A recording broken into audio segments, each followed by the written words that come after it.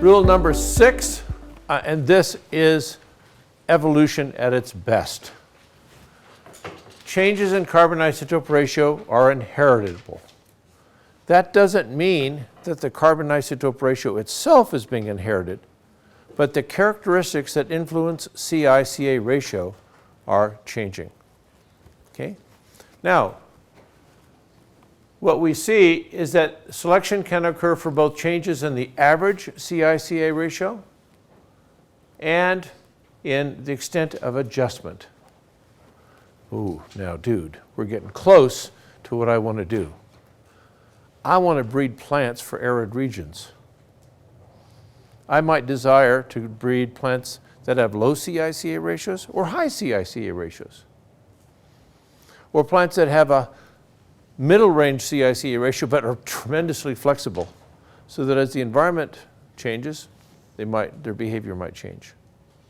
So the beauty is that I can measure carbon isotope ratio and relate it to these characteristics. And the value that I measure in a seedling turns out to be the same value I'm going to measure in an adult. So if I identify the lines that I want on the basis of carbon isotope ratio before they flowered, I can actually use that information to determine which plants I'm going to pollinate to create my new genetic material. So, I went to a bean field. We have pinto beans, dry beans, in southeastern Utah and southwestern Colorado. And in fact, the pinto bean capital of the world is in southwestern Colorado. A little nice sign on the cafe. It says pinto bean capital of the world. And most pinto beans are grown as dry beans. They're not irrigated. That's changing because of reservoirs that are available now, but most of them are grown without irrigation. So I went out to the field with Mark, and he had a series of genotypes, lines that he was about to release. And I asked him if I could measure the carbon isotope ratio in each of those plants, and this is the observation that I got. Now, you guys have had a minute or two to study this. So I want you to tell me, what do you see in this graphic? And I've given you a hint because I've given some shades. But what's the first thing that you see in these data?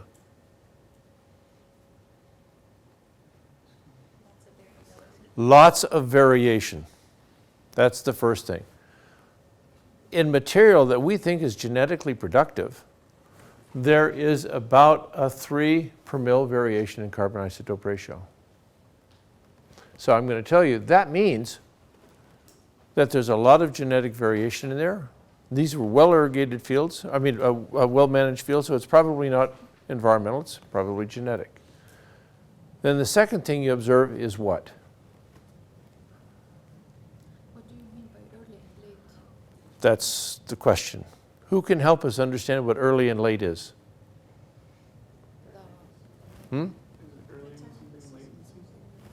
No, they're all sampled on the same day. Yes.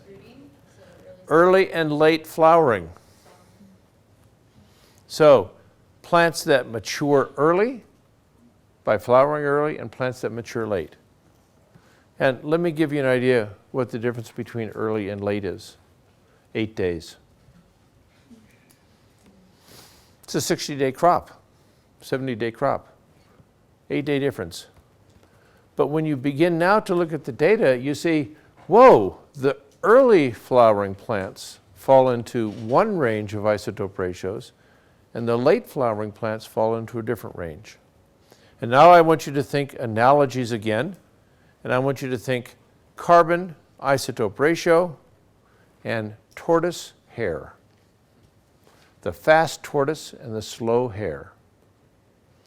And I want you to begin to think, well, if something is really fast, it might not have a lot of adaptations to survive drought or dry periods, and if something is very slow, it might have a series of features that allow it to persist through at least a short drought before the end of the season. And what you see here is that the early flowering plants all have stomates that are more wide open. Okay? Now, not only are the stomates wide open, but the mouths of at least a third of you are wide open. So I would like to take a break at the minute, and I would like to have you stand, do a little bit of a stretch, and if you want to do that yawn, feel comfortable doing the yawn. But this variation in genetic values among productive genotypes is typical. There is about a 3 to 5 per mil variation that's naturally occurring. I'll tell you something about its genetic heritability, but I want to tell you what's driving most of this variation. Remember, there are supply side features and demand features. Most of this variation, like in all but one study that I'm aware of, is driven by variations in stomatal characteristics. Variations in stomatal characteristics drive most of it. Davis. How stomatal density? Do you have a different stomatal density? So it could be a difference in stomatal density. It could be a difference in stomatal size. We didn't bother to discriminate that. But when you measure it using a pyrometer device, and people have looked, it has been that stomatal conductance, whether it's density or openings, I can't say. So it turns out that it's very easy to change the stomatal characteristics genetically. That means, I might find lots of ecotypic variation. So I might find a variation within populations and among populations in different regions. And I might find, if I'm a breeder, and I'm giving you some of Richard Richards' earliest studies from the 80s, that there are a number of things that are correlated with having an early or a late. And they deal with flowering times, plant size, and biomass. And the simplest 30-second explanation is, I'm going to be fast and reproduce before the drought comes and I die. I'm going to be slow because I know that the season is going to be good and I'm going to have a higher reproductive output. So there are different patterns that emerge, but there tend to be this correlation of characteristics. And without the explanation, I as an ecologist might not be satisfied. But my agronomist friend is very happy because she has a tool she can work with. Okay. Yes? The plantation date was the same? Yes.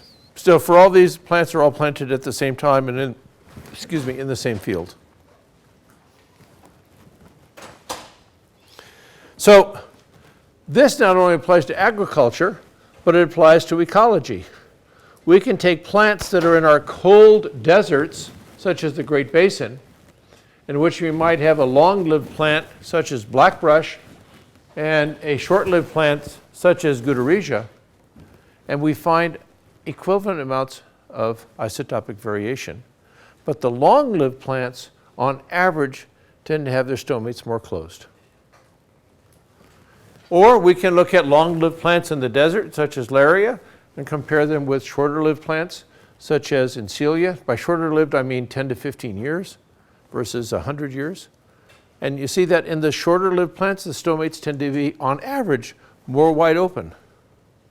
So now you can go back to the data set I first showed of looking at carbon isotope ratios in 1987 and 1990 and say, aha, I bet he had short-lived plants at the very negative isotope ratios and long-lived plants with the higher values, stomates more closed. And